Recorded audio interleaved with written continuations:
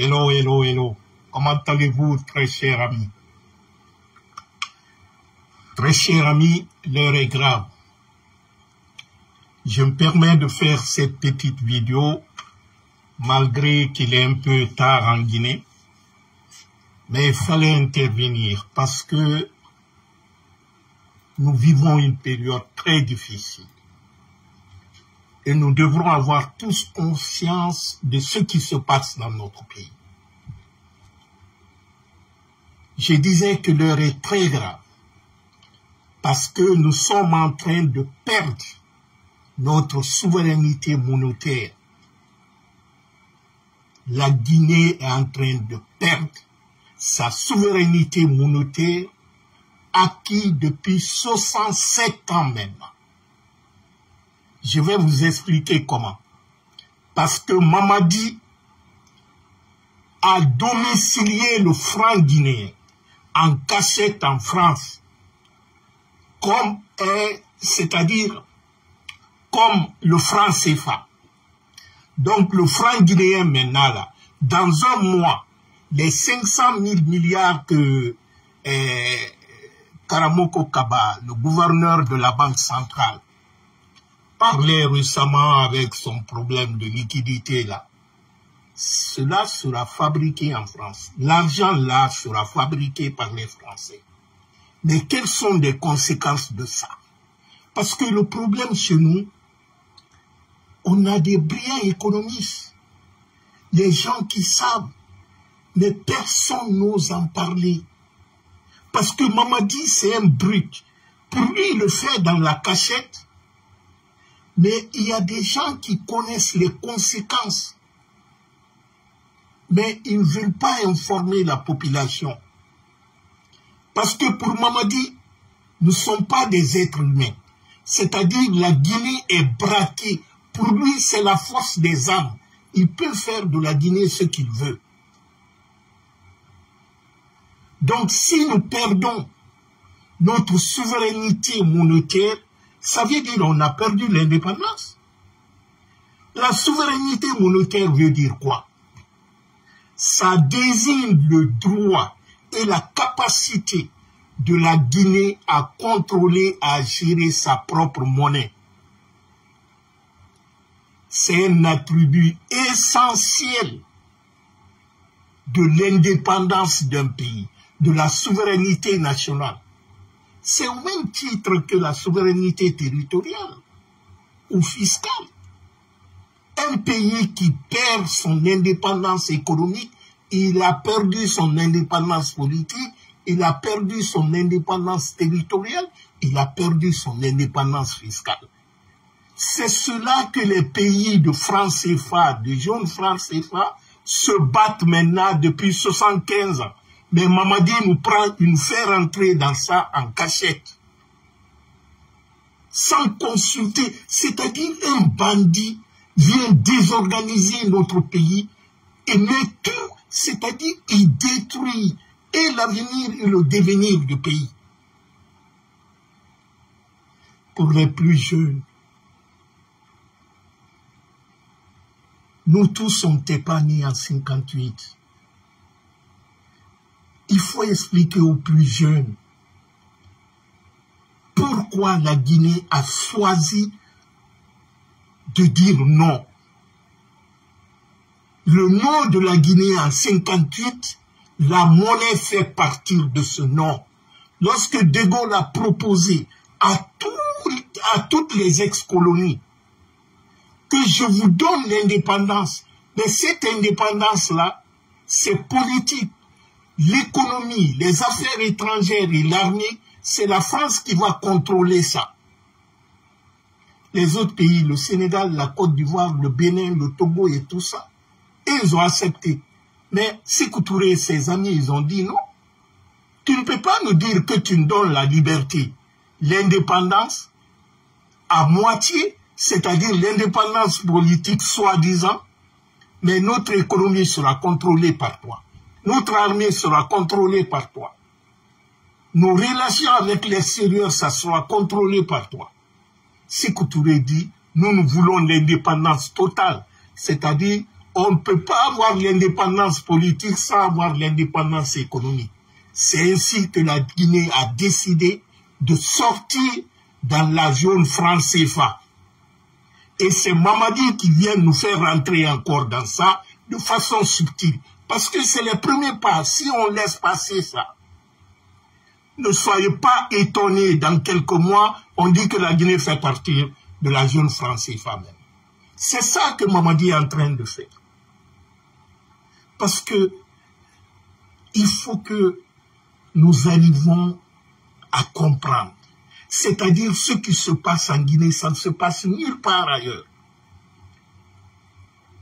Il faut expliquer aux gens. Il faut parler autour de nous. Parce que la rupture brutale des relations entre la France et la Guinée en 1958, lorsque nos dévanciers ont dit qu'ils veulent l'indépendance totale, c'est-à-dire l'indépendance politique et économique, militaire, la France de De Gaulle n'a pas digéré cela. Parce que dans ce processus de l'indépendance de la Guinée, de tous les pays africains, la Guinée a été le seul pays en Afrique francophone à dire non à De Gaulle. Et 67 ans après, quelqu'un sorti de nulle part vient nous faire regretter le sacrifice de nos dévanciers. Parce que la France a mis toutes les pressions possibles sur la Guinée pour soumettre, pour que la Guinée soit un mauvais exemple. Mais on a résisté 67 ans après. Ce n'est pas un légionnaire français, un délinquant sorti de nulle part, qui vient avec les armes, qui nous jette dans la main de la France, qui nous donne la France sur un plateau d'or. Tout fils digne de ce pays n'acceptera pas ça. Parce que juste après la cession de notre pays à l'indépendance politique, la Guinée était confrontée d'énormes difficultés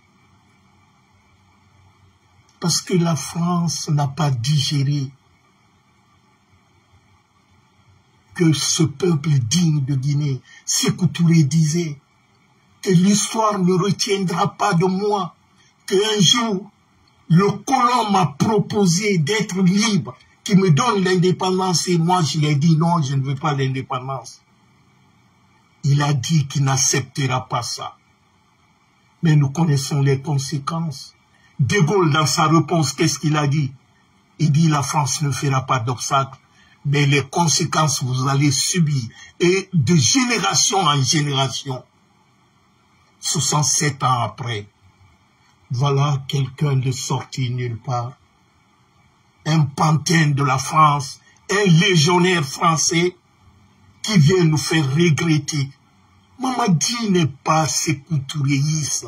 Ceux qui mettent ça dans leur tête, enlevez ça dans leur tête. Mamadi, c'est un escroc manipulateur. En 58, pour ceux qui ont écouté les aînés ou lire les archives, ce jour-là, le jour du vote pour le référendum, lorsque tout le monde était occupé pour les votes, il y a eu un bâton venant de Dakar qui sont tombés à la Banque centrale pour dévaliser toutes les réserves d'or et d'argent de la Guinée qui étaient là-bas. C'était pour créer la faillite, créer l'instabilité dans le pays. La Guinée a été bloquée partout. Ils ont enlevé nos archives. Le projet Kaleta et Swapeti était prévu depuis 1945. On devrait construire le barrage Swapeti pour alimenter l'usine de Fria. Mais tout ça a été bloqué parce que la Guinée a dit non. On a arrêté tous les travaux, les équipements, les égouts. On a mis du béton armé dans les égouts à Conakry pour créer l'instabilité. Les archives ont été brûlées. Même les installations électriques ont été arrachées. Mon père m'expliquait cela. Les marchandises ont été bloquées. Les marchandises guinéennes qui venaient de l'étranger ont été bloquées à la haute mer pour créer la famine dans notre pays. Contrairement à des pays voisins, le Sénégal, la Côte d'Ivoire, ou le Bénin, le Togo, partout, qui sont dans la monnaie franc CFA.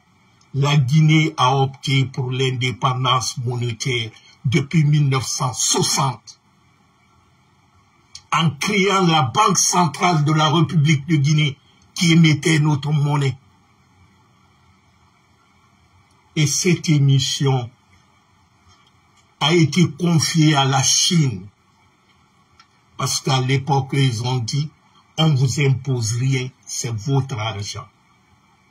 Vous n'avez pas à verser chez nous une quantité qu'on va retenir pour soi-disant la parité, convertibilité ou je ne sais quoi. Depuis cette date, de Sékou Touré à Alpha Condé, personne n'a touché cet arrangement. C'est Mamadi, ce délinquant, cet homme qui est le sacrifice de Manding qui vient, c'est-à-dire sans consulter personne. Et quelqu'un qui n'est même pas l'élu du peuple, mais avec les armes, il nous lance dans la main des Français. Et aujourd'hui, tous les pays qui sont dans le franc CFA, depuis 75 ans, le franc CFA, c'est une monnaie coloniale. C'est le franc des colonies françaises. C'est son nom réel, ça. Malgré les gymnastiques qu'ils ont fait par après, c'est ça le franc CFA. Donc Mamadi veut nous faire rentrer dans ça, mais en passant par les artifices. Il commence par ça. Parce que la Guinée, notre monnaie, là, le franc guinéen, quelle que soit la valeur, c'est notre monnaie. C'est notre monnaie. Parce que la monnaie, c'est un symbole de souveraineté d'un pays. Un pays qui ne contrôle pas son système monétaire n'est pas indépendant. Mais en difficulté, pour lui, c'est la France qui va arranger des problèmes pour lui.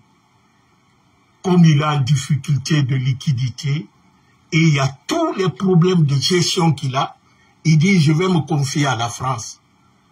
Comme ça, la France veut, il dit, dans les pays jaunes CFA, ils n'ont pas les problèmes que j'ai actuellement. Si je mets le franc guinéen, je donne aux Français, ils peuvent m'aider pour qu'il y ait une stabilité économique. Parce que, pour ceux qui ont la curiosité, ils peuvent aller sur la page de la Banque mondiale et le FMI.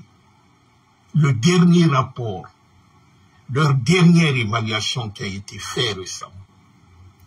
Parce qu'ils disent, depuis le coup d'État du 5 septembre 2021, le diagnostic qui a été fait par la Banque mondiale et le FMI, après 4 ans de poussis,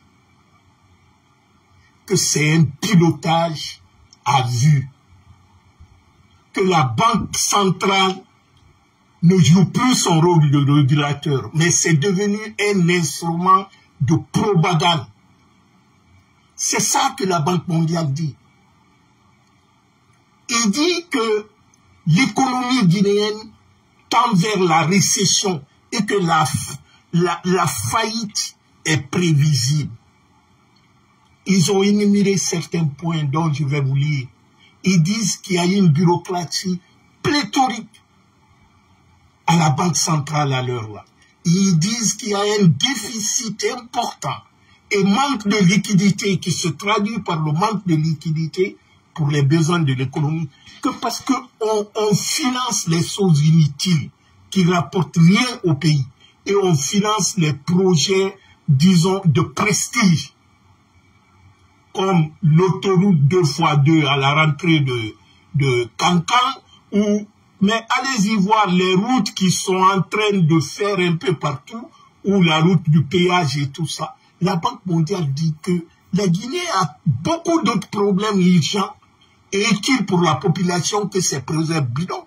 Et sans parler le financement des mouvements de soutien ou la distribution des milliards de véhicules, des maisons à des vampires.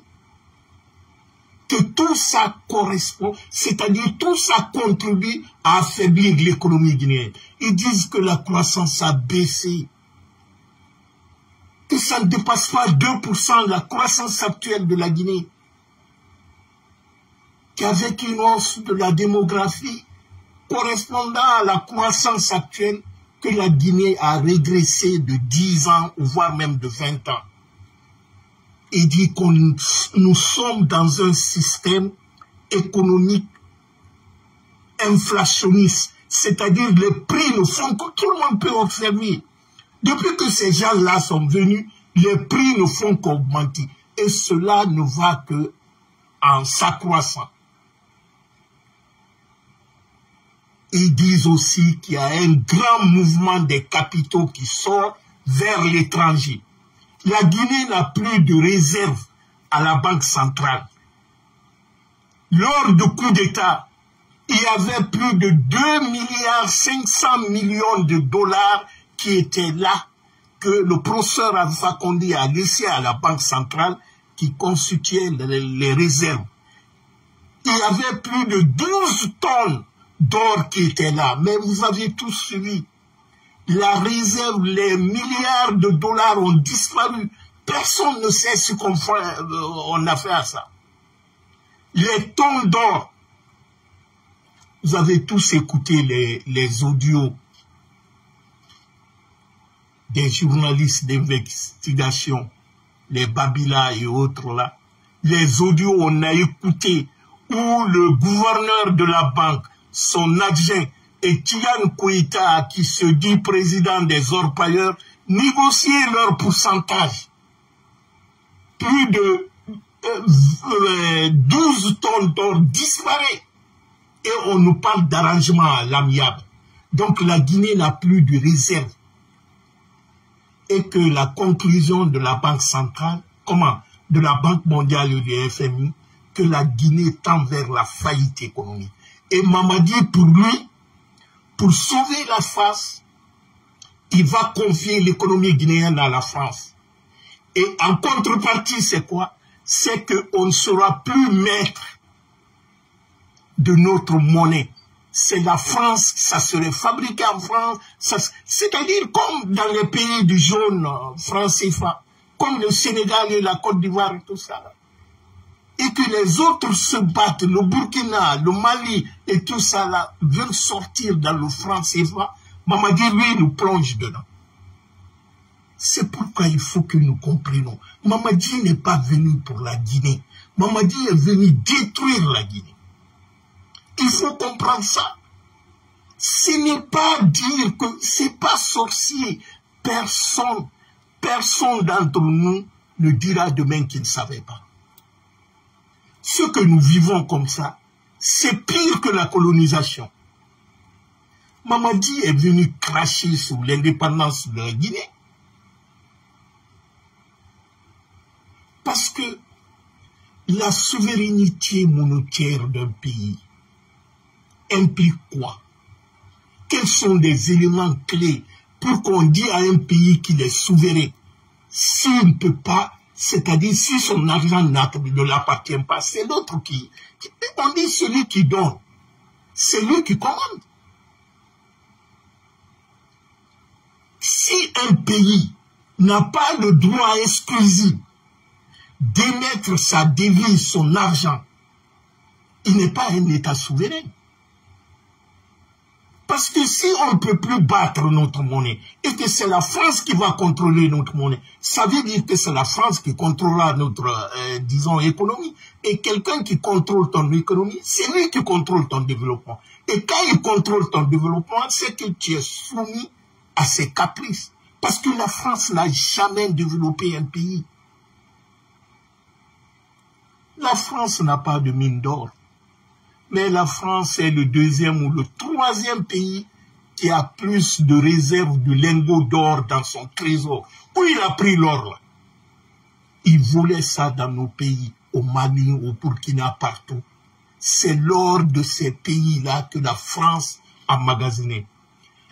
Mamadi, lorsqu'il a retiré récemment les 100 permis là, voire même 200 permis qu'il a retirés, c'est pour donner aux Français.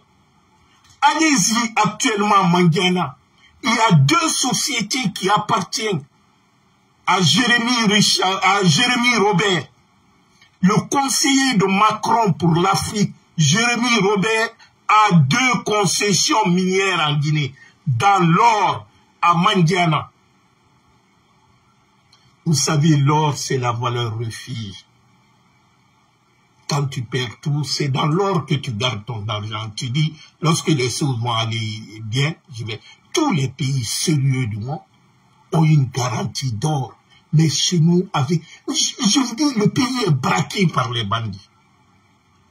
Donc Mamadi vient consacrer, croyant qu'il le fait dans la cachette, l'assassinat. Il veut achever. C'est-à-dire, on est en train de perdre la Guinée. Mamadi est en train d'achever complètement. Parce qu'un État souverain doit avoir le pouvoir de battre sa propre monnaie et d'être le seul à le faire sur son territoire ou confier à des partenaires viables qui n'ont pas d'intérêt. Cela signifie quoi? Cela signifie que la Guinée puisse décider de la quantité de la monnaie en circulation, de sa forme et de son cours légal. Nous n'avons pas besoin d'un parrain. Si on a demandé notre indépendance, c'est l'indépendance totale. Ne laissons pas Mamadi nous retourner 67 ans après. Parce que Mamadi, si vous voyez sa démarche, la réhabilitation de la prison coloniale à Fotoba, ça fait partie de cette logique. Recréer la colonisation en Guinée. Parce que Mamadi a braqué ce pays. Un pays qui n'a pas sa souveraineté monétaire. Ce pays n'a pas la liberté en matière de politique monétaire. Parce que cela signifie, si tu n'as pas la liberté, cela signifie que la banque centrale de notre pays, qui est généralement et en logique indépendante et autonome, n'est pas libre de choisir la quantité ou la qualité de la monnaie qui doit circuler chez nous. Même les mécanismes de fixation des taux d'échange, les opérations sur les marchés ouverts, le contrôle des agrégats monétaires, ça serait contrôlé par la France. Pourquoi la souveraineté monétaire est-elle importante pour un pays? Parce que la monnaie, c'est l'outil de la politique économique d'un pays. Parce que la monnaie permet à un État de réagir au choc économique. On a eu Ebola en Guinée, on a eu certaines crises. Si on n'avait pas le contrôle sur notre monnaie, comme les pays de franc CFA, ils avaient tous les problèmes du monde. S'il y a une discipline, une rigueur dans la gestion d'une monnaie locale, on peut contrôler l'inflation. Qui a entendu pendant toute la période du professeur Alpha Condé en 10 ans, qui a entendu parler de manque de liquidité à la Banque centrale? Je ne vais pas rentrer dans les théories des démagogues qui parlent liquidité versus biens de banque et tout ça. Ce qui est clair, les gens n'ont pas d'argent pour faire les opérations dont ils sont confrontés. Une fois que la banque a la difficulté de te donner l'argent qui t'appartient, pour que tu puisses régler tes problèmes, On parle de crise de liquidité, il n'y a même pas un truc, c'est-à-dire les gens qui rentrent dans les polémiques inutiles, solvabilité ou l'insolvabilité, c'est pas ça le problème. C'est pour dire au peuple de Guinée, c'est pour dire surtout aux plus jeunes que la monnaie définit la dignité. La monnaie, c'est le symbole de la souveraineté d'un pays. Quand ce symbole national, c'est comme l'hymne national, c'est comme l'indépendance, c'est comme notre drapeau rouge, jaune, vert. Peut-on accepter que quelqu'un venu de nulle part nous dépouille de cela et le remet à la France coloniale? Savez-vous que le vendredi passé, le 4 juin, il y a eu 500 soldats français qui ont débarqué en Guinée. La Guinée est devenue la base arrière de la France. C'est connu par tout le monde. Ça a été dit même par les parlementaires français. Le président de la transition du Niger l'a bien dit, il a détaillé. Mais Mamadi ne va pas dire le contraire, il va toujours mentir. Mais vous qui vivez en Guinée, vous voyez les Français. Vous le voyez. Mais posez-vous la question. Pourquoi autant d'Alpha Condé, ils n'étaient pas là? Et pourtant, Alpha Condé, c'était un élu démocratique, ils n'étaient pas là. Ils ont attendu qu'il y a le coup d'État pour renforcer leur présence en Guinée. Vous croyez qu'ils sont venus pour les Guinéens? C'est les colons, ils sont venus nous coloniser. Donc chaque Guinéen doit avoir son français en Guinée, parce que nous n'allons jamais accepter cela. Si nos parents, ils ont eu une supériorité en armement ou en connaissance, nous les fils et les petits-fils, nous n'allons pas accepter cela. Nous n'allons pas battre ou donner toute autorisation de battre notre monnaie à la France. On ne veut pas du franc CFA. On ne veut rien entendre de cette... Nous avons demandé notre indépendance totale en 1958. Ce n'est pas des bandits armés qui vont venir nous obliger et puis en cachette confier notre économie à la France, notre monnaie à la France. Parce que ça a été historique en 1958. Nos aînés peuvent nous parler. Lorsque la Guinée était le seul pays sur le continent, dans la zone francophone, qui avait sa monnaie. Historiquement et symboliquement, c'est une prérogative forte pour un État digne. La monnaie nationale d'un pays, c'est un élément d'identité et de fierté de ce pays. Parce que la souveraineté monétaire d'un pays, c'est la capacité de ce pays d'être maître de sa politique monétaire. Parce que la monnaie, c'est un levier économique. Tu ne peux pas dépenser ce que tu n'as pas. Tu ne peux pas dépenser l'argent que quelqu'un d'autre fabrique pour toi et te donne la quantité qu'il veut. Et quand il vient prendre tes matières premières, il achète avec ton argent qu'il fabrique là. Parce que tu ne sauras jamais combien de quantité. Quand tu le demandes 500 milliards, il peut faire combien? 800 milliards ou même 1000 milliards. Et le reste, il garde ça pour toi. Quelle est ta capacité de contrôler? Tu l'as donné toute l'habilité. Ça veut dire qu'il vient te servir de tes biens avec ton argent. Parce que tu l'as donné le droit de vivre sur ton argent, ton économie. Chers compatriotes, n'acceptons pas cela.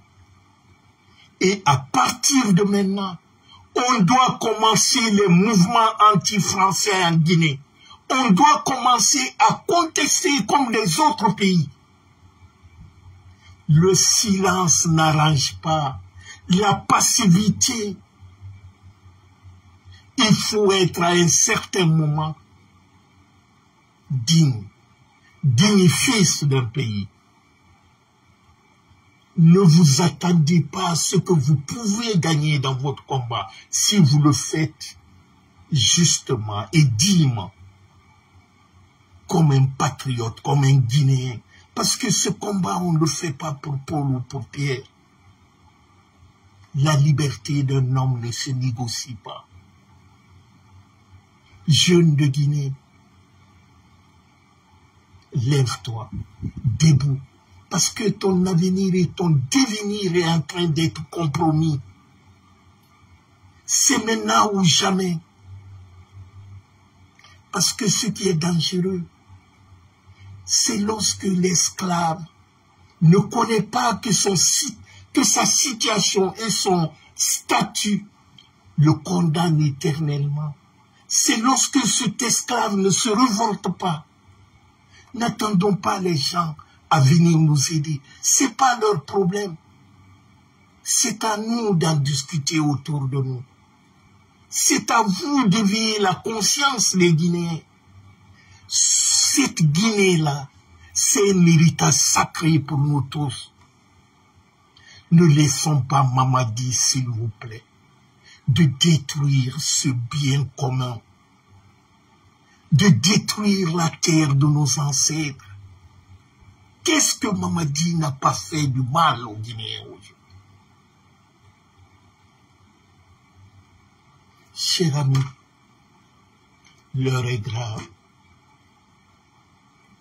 Très chers compatriotes, je suis de fois dépassé. Mais ce qui me réconforte dans ma lutte, c'est que je me dis que dans la vie, on dit souvent une personne qui se bat pour une cause noble n'est jamais déçue. Parce que une seule personne qui se bat activement est mieux que 1000 personnes qui se taisent, mais qui ont l'envie peut-être de le faire, mais pour une raison ou pour une autre, ils se résignent. Mais en parlant, tu parles à leur place. Tu portes la voix des sans-voix. Certains se reconnaissent en toi et trouvent les mots justes que tu leur dis. On dit souvent, les honnêtes personnes sont souvent isolées, ils sont critiqués, ils sont rejetés. Tandis que la bêtise, les hommes qui prennent la bêtise, rassemblent les foules, ils attirent. Mais vous savez, ce sont des fruits pourris qui attirent souvent les mouches et les fourmis. Les bons fruits, difficilement, n'attirent les mouches. On dit aussi souvent que dans la vie, quand tu te bats pour une cause juste, tu ne te bats pas pour avoir une récompense par après. Mais c'est la satisfaction morale que cela te fait. Et généralement, vous n'êtes pas récompensé ceux qui se battent pour cette cause. Mais la plus grande récompense, c'est lorsque un jour, les gens disent « Ah, si on le savait » ou « Il avait bien dit ». C'est-à-dire avoir raison. Avoir raison très tôt, c'est le plus grand satisfaction qu'on peut faire dans une lutte, surtout pour le bien de tous. L'ingratitude gagne. La manipulation prend place dans beaucoup de pays, dans nos sociétés surtout. Ça fait que les honnêtes personnes, les hommes dignes, les hommes conscients, respectueux, sont rejetés par la société. C'est les pourritures, les démagogues, les menteurs qui sont valorisés, qui sont applaudis. Mais la majorité silencieuse nous regarde. Ne vous dis pas que la majorité applaudit, non. Même ceux qui sont obligés de leur applaudir, en âme et conscience, ils se disent ce qu'ils font comme ça n'est pas bon. Parce qu'il y a une réalité qui est là. On peut mentir sur la réalité d'un pays. On peut dire tout, Simandou 2040, la Guinée paradis, tout va bien. Mais les conséquences que les Guinéens vivent, c'est-à-dire la réalité, on peut cacher les yeux sur la réalité, mais on ne peut pas nier les conséquences de cette réalité. Aujourd'hui, tout Guinéen sait que le pays, si ce n'est pas les incendies, c'est les inondations. Si ce n'est pas les inondations, c'est les accidents de route. Si ce n'est pas des accidents de route, c'est les kidnappings, c'est les emprisonnements arbitraires, c'est les assassinats. Ça, ce sont des faits. Ce sont des faits que tout Guinéen vit. Donc ça, on ne peut pas nier cela. On ne peut pas supprimer. Tu peux dire n'importe qui que le paradis est passé. Parce que dans un paradis, dans l'imaginaire collectif, tout croyant, tout homme qui a une foi, se dit que j'aurai la paix au paradis. Mais tu ne peux pas vivre dans un paradis en ayant tous les jours peur de ta vie. Tu es dans un paradis, il y a des phénomènes qui causent, disons, la désolation dans nos familles. Ces familles qui sont aujourd'hui confrontées à l'inondation, à des accidents à répétition, dans un état normal. Quand il y a des choses comme ça, on prend les dispositions. Mais allez-y sur la route de Lola-Zérekouré. Depuis maintenant 1 an, il y a un gros camion venant de la Côte d'Ivoire qui est garé, c'est-à-dire qui est abandonné, qui est tombé en panne depuis 1 an. C'est dans un tournoi. Et il y a eu 14 accidents là-bas. Et on ne fait rien. Le camion encore là-bas. Les propriétaires du camion, ils sont venus enlever la tête du camion et laisser les remorques là-bas au rond-point. Les accidents qui se passent entre Mamou et Kindia, et il y a plus de 20 barrages, mais cela n'arrive pas à diminuer les accidents. Les accidents se font tous les jours. Les incendies qui sont causés au survoltage de EDG, aucune solution n'est trouvée. Depuis des années, c'est les mêmes choses. Peut-on dire qu'ils ne sont pas responsables? Certes, le mal peut venir partout. L'inondation, certes, on sait qu'il y a le changement climatique, mais depuis que ces gens sont venus, on a repoussé la mer à Conakry. Les constructions anarchiques ont, disons, ça a quadruplé. Ils ont bouché les caniveaux. Maintenant, s'il y a des inondations, il y a des gens qui meurent, qui perdent tous leurs biens. Est-ce que peut-on appeler ce pays-là paradis? Quand un père de famille sort de la maison le matin, la famille prie pour qu'il rentre en bonne santé, sain et soif. Les gens disparaissent. Personne n'ose critiquer. Eux sont là, c'est bamboula, constitution par là et tout ça. Et laissez-moi vous dire, il y a une maladie qui sévit actuellement en Guinée, dont le ministère même de la Santé a dit que c'est préoccupant. Certains disent même que c'est pire que l'Ebola, qu'on appelle le virus du singe. Ça fait sortir des gales. Il y a eu déjà, ça d'ailleurs c'est un chiffre à minimiser, 47 cas qui est identifié, mais on ne parle pas de ça. C'est-à-dire, pour eux, il faut tout cacher à la population. On a vu Mamadi. Est-ce qu'il y a eu des morts à Zérekouré? Est-ce que Mamadi a fait une déclaration? Lorsqu'il y a eu ce truc de quarantaine dont la population, 2 ans après, ils vivent encore, disons, dans leur maison, là, complètement saccadée, certains sont même dehors. L'État n'a donné un sou. Malgré les promesses bidons de Baouli, les gens sont là-bas. Mais on distribue de l'argent à des artistes, on leur donne les maisons. Mamadi ne dira rien. Donc cette maladie-là, il faut faire attention.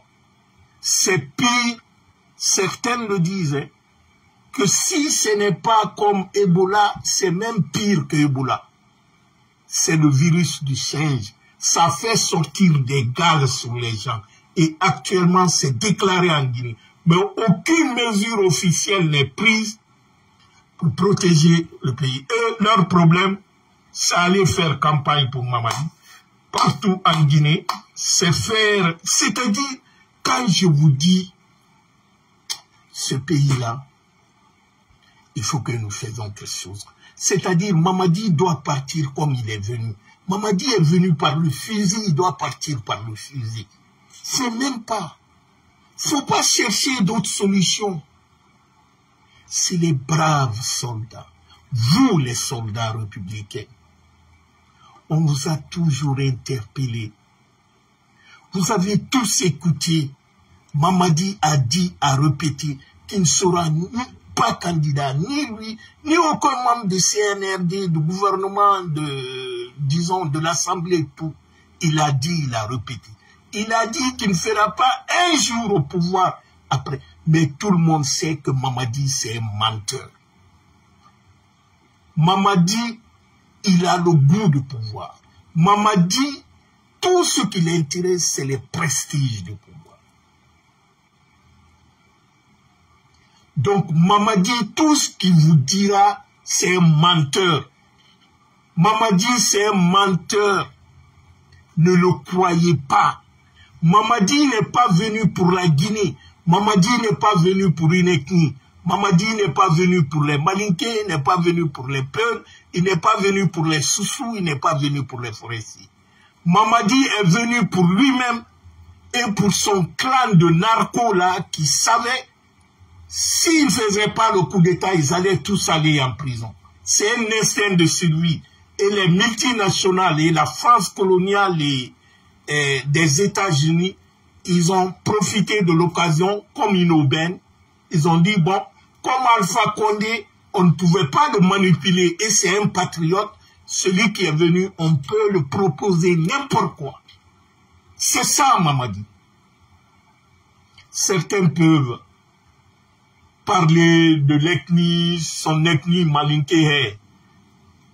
Mamadi a grandi avec ses amis malinké, c'est vrai que son entourage de Cancan, les voyous là qui faisaient partie du Cosmos comme les Ben Condé ou bien comment il s'appelle, celui qui fait la musculation là, qui est chambre de l'agriculture là, Bérétier ou les trucs là, ses amis, c'est ses amis d'enfance là. Mais ce n'est pas la communauté ne se résume pas à ceci. Si Mamadi est combattu réellement, c'est en Haute-Guinée. C'est vrai que Mamadi utilise toute l'ethnie. Pour lui, il n'a pas d'autre vision. Il faut se cacher derrière l'ethnie. Mamadi utilise les Peuls pour son pouvoir. Mamadi utilise les forestiers, il utilise les Soussous. C'est pourquoi vous voyez Ousmane Gawal, les Baouri, les Makanera, les Obolo Oba. Mamadi, c'est un manipulateur. Donc Mamadi utilise l'ethnie pour sa pérennisation. Mais Mamadi n'est pas pour une ethnie. Hein. Il n'est pas venu pour ça. Mamadi, c'est un bandit. Point barre. Donc si on doit combattre Mamadi, on combat Mamadi et son régime, tous ceux qui sont liés de lui. Mais laissez l'affaire ethnie là. Malinké est là, Konyake est là, Soussou est là, Peul est là. Hey. Le problème, ce n'est pas question d'ethnie. Notre problème a un nom. Il a un visage. Il s'appelle Mamadi. Point barre. Les ethnies sont manipulées en Guinée. Tout le monde le sait. Mais la personne qui est importante dans ça, c'est-à-dire notre combat, c'est pour d'abord récupérer la République. Les débats ethniques là, vraiment, laissons tomber ça pour le moment. L'essentiel et le plus important, c'est celui qui veut nous retourner 67 ans après. Nous devanciers les Sékou Touré, les Sefoulé Diallo, les Bari Troa, les Bari Yaondo, les Karim Fofana, Karim Fofana, je crois. Tous ceux-ci sont battus pour que la Guinée ait une indépendance. Et cette indépendance qui faisait la fierté de l'Afrique à l'époque, parce que la Guinée était désignée comme le porte-flambeau de l'émancipation du continent africain. Et dans cette indépendance, la monnaie guinéenne faisait partie. C'est la première monnaie indépendante en Afrique francophone.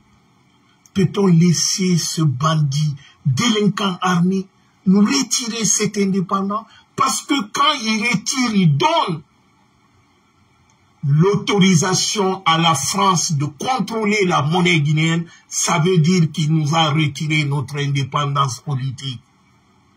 Parce qu'on ne pourra rien faire maintenant sans la France. C'est la même chose dans les pays de zone française. Eux se battent pour sortir dans ça. Mais ils ont toute une difficulté bureaucratique et puis le temps. Depuis 75 ans, ils sont affiliés à ça. Savez-vous pourquoi De Gaulle a proposé de créer le franc CFA? C'était pour mettre la main sur les matières premières en Afrique. Parce qu'il dit que les Américains viennent acheter les matières premières en Afrique. Et que pour bloquer tout ça, tous les autres pays qui viennent, il dit dans les comptoirs africains maintenant, dans les banques, il faut une monnaie qu'on va contrôler. C'est-à-dire quand les Américains viennent, ils achètent avec la monnaie que nous contrôlons. Donc en ce moment, c'est nous qui contrôlons la vente et l'achat, mais aussi la réserve de notre source. Jusqu'en 93, je crois, avant l'évaluation du franc CFA, c'était 100% des réserves des pays, des francs, disons francs CFA, là, ils déposaient ça au trésor français. Après, c'est passé à 75%. Aujourd'hui, c'est à 50%. Comment endosser la parité avec une monnaie qui n'a rien à voir avec notre continent? Quand tu adosses une monnaie faible, une économie faible, tu prends la monnaie là, tu dis, par cause de parité, je vais adosser à euro. Quand vous prenez le franc, mais l'Afrique, nos pays là, nous importons quoi? Nos exportations là, qu'est-ce que nous exportons? À part nos matières premières. Donc si nous voulons acheter une machine aux États-Unis, il faut passer par la France maintenant. Parce que c'est la France qui va nous donner l'argent qu'on a acheté là. S'il y a un paiement, on nous paye en dollars, ça doit passer par le trésor français avant de venir en Guinée. C'est le trésor français qui va garder nous. Mais c'est quoi ça?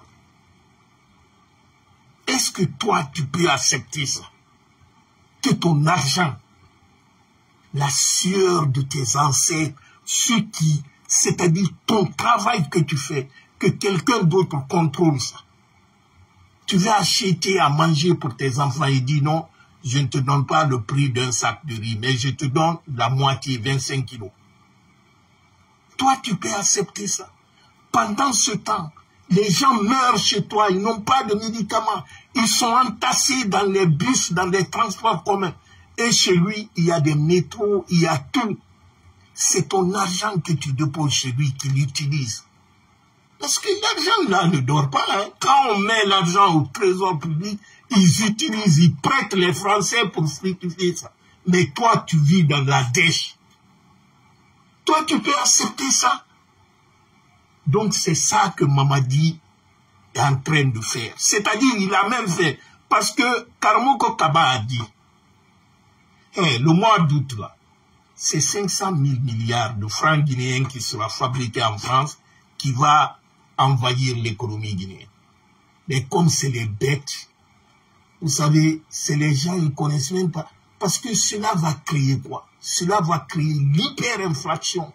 C'est-à-dire, il y aura beaucoup d'argent sur le marché. Parce que, à l'heure là, paradoxalement, ce que Karmoko Kaba a dit, le problème, ce n'est pas manque de liquidité au niveau de la population. Il y a beaucoup de commerçants qui ont transféré leurs biens ou leur avoir, soit qu'ils le gardent chez eux, ou ils le déposent dans les banques étrangères, là ailleurs, pas en Guinée. les gens ont retiré. C'est-à-dire il n'y a plus de confiance, ce rapport de confiance entre les opérateurs économiques et la banque centrale et les banques primaires. Donc, quand toi, tu dis pour compenser, je vais déverser beaucoup d'argent pour compléter, parce que les gens viennent, il n'y a pas de liquidité, je vais faire beaucoup d'argent, ça augmente. La quantité, c'est-à-dire la masse monétaire en circulation va augmenter. Et les conséquences de cela, c'est la baisse de la valeur de la monnaie. C'est ce qu'on appelle l'inflation. Et si ça atteint un certain niveau, c'est l'hyperinflation. Parce que depuis maintenant 4 ans, on est dans un système inflationniste en Guinée. L'argent, ceux qui disent dans la bourse, oh, le franc monnaie, le franc guinéen est stable, le franc guinéen n'est pas stable. Le franc guinéen est faible, ça n'a aucune valeur. Il faut marcher sur le marché.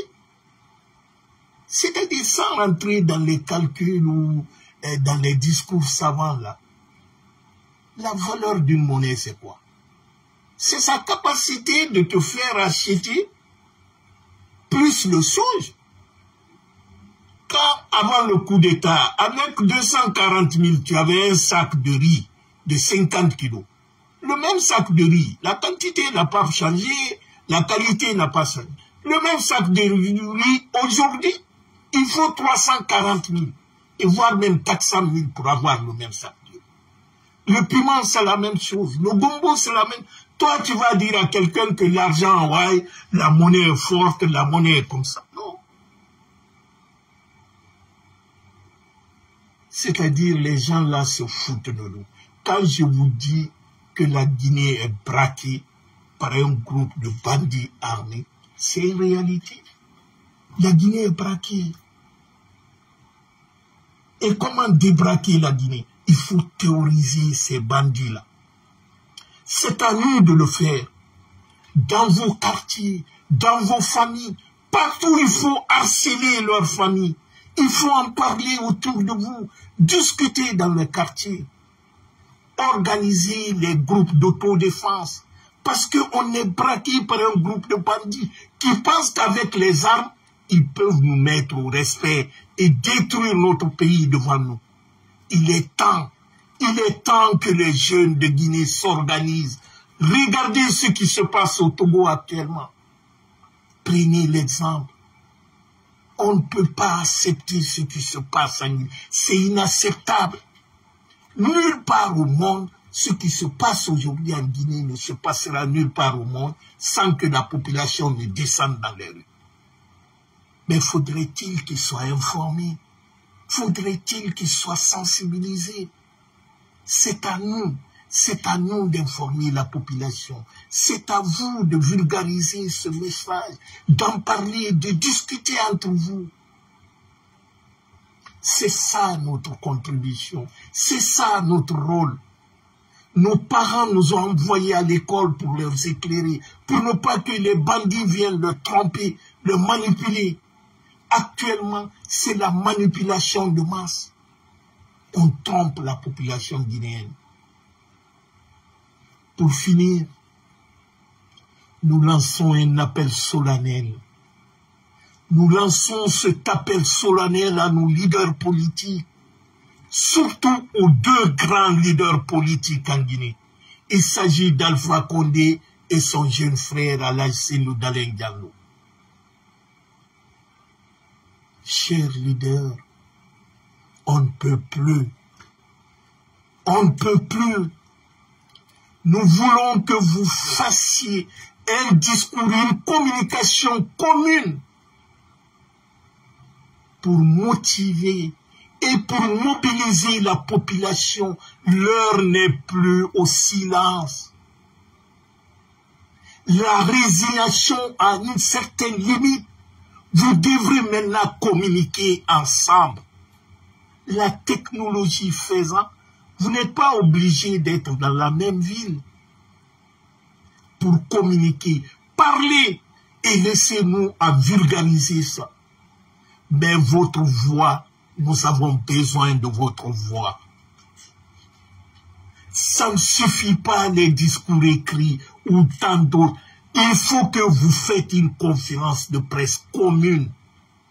Parce qu'on est à un moment maintenant, faut pas que tout soit réalisé, c'est-à-dire Mamadi veut vous mettre devant les faits accomplis. Et qu'un politique, on ne réagit pas, on agit. N'attendez pas que tout soit fait pour venir dire maintenant on n'est pas d'accord. Non, c'est maintenant et tout de suite. Parce que tout est fait en Guinée. Tout est fait pour que ces gens-là quittent. Tu as vu? Les avocats, l'ordre des avocats a encore prolongé son boycott et sa décision. Les syndicalistes, tout le monde, la société guinéenne, il n'y a pas un jour qui passe sans entendre les troubles sociaux par là, les manifestations. C'est qu'il n'y a pas une coordination. Et on a besoin d'écouter la voix de nos leaders. On sait que dans les coulisses, vous vous battez. Mais on a besoin de votre voix aussi pour mobiliser. Parce qu'il y a beaucoup de gens qui nous appellent, qui nous demandent « Mais qu'est-ce qui est devenu notre leader? Qu'est-ce qu'on doit faire ?» et tout ça. Vous avez, Dieu vous a donné cette chance d'être les leaders des plus grands partis du pays. Mais quand vous vous taisez, quelqu'un qui vient te tuer, t'arracher tout ce que tu as construit durant des décennies et les décennies. Lui, il vient parce qu'il a des armes, il te retire ça, et toi, tu es à l'étranger, tu ne parles pas. Non, on a dépassé, je crois, on est dans un monde de communication. Vous devrez communiquer, vous devrez parler d'une façon coordonnée pour motiver et mobiliser la population, parce que tout est prêt à l'heure en Guinée. Il suffit d'un coup de pouce pour que ça éclate. On ne peut pas laisser Mamadi faire ça. C'est maintenant et tout de suite. Il y a un temps pour les réflexions, il y a un temps pour l'action. Je crois que nos leaders, Alpha Condé et Sékou Dale, doivent maintenant parler. Ils doivent faire une conférence et un communiqué commun. Parce qu'il n'y a personne d'autre maintenant. Hein. Le peuple est orphelin en Guinée, abandonné. On est théorisé. Mamadi gère ce pays par la peur et l'intimidation. Il assassine les gens. Il fait disparaître toutes les communautés internationales. Tout le monde connaît, tout le monde sait. On a vu les Français ici. Qu'est-ce qu'ils n'ont pas dit sur Alpha Condé? Mais ce qui se passe actuellement en Guinée, parce que c'est un fou. La France, lui, c'est la même mise sur les richesses guinéennes. C'est ça qui leur intéresse. Tout le reste, ils s'en foutent. Tous ces mercenaires français qui étaient au Mali, au Burkina, ils sont tous en Guinée aujourd'hui. Je vous ai dit que le vendredi, il y avait un contingent de 500 personnes qui est venu. La Guinée est envahie à l'heure là. On a agressé. Donc, c'est la légitime défense. Tout Guinéen, patriote, doit dénoncer cela. On doit se mobiliser pour agir. Très cher ami, je vous dis merci. Merci de votre écoute. Et je m'excuse si toutefois par mes paroles ou mes propos, j'ai dû offenser quelqu'un. Je m'en excuse. Mais je me dis souvent que le fusil n'a jamais uni les hommes. De la façon dont sortent les balles dans ton canon, ils repoussent et éparpillent les mêmes matières partout. Les gens entendent des bruits. Méfions-nous de fusils. Parce que on ne peut pas tuer un peuple, détruire son avenir et par après venir parler de réconciliation. Je m'adresse à nos sages, nos imams et les prêtres, tous les religieux. C'est maintenant que vous devriez intervenir. Mais ce n'est pas lorsque tout s'éclate, le pays en feu maintenant. Ça, si vous nous parlez de la paix ou de réconciliation, nous allons vous répondre. Et j'ai bien peur que cette réponse ne soit pas jolie. Parce que si vous n'agissez pas maintenant, vous attendez, parce qu'on vous a donné des voitures, on vous donne des cadeaux et tout ça, vous fermez les yeux. Et lorsque la population va se décider pour arracher sa liberté et sa dignité, c'est pas en ce moment que vous allez vous arrêter, parce qu'on sait, c'est coutume en Guinée, hein. À l'heure là, vous ne leur entendez pas parler. C'est lorsque les choses vont commencer à tourner mal. C'est pourquoi, moi, je vous interpelle. Intervenez avant qu'il ne soit trop tard. Ce combat ne fait que commencer. Mais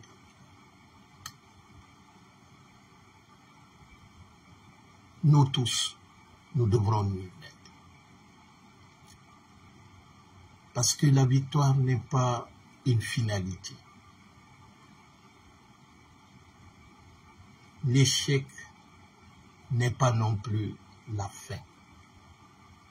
Ce qui est difficile dans un combat, c'est l'abandon. N'abandonnons pas. On est prêt, très très proche de la fin. Continuons.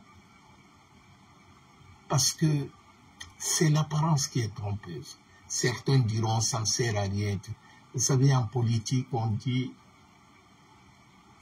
une journée en politique, c'est comme une éternité dans la vie. Tout peut changer en une seconde. Je vous dis merci et à bientôt. Que Dieu vous bénisse. Bonne nuit à chacun. Merci. Bye bye.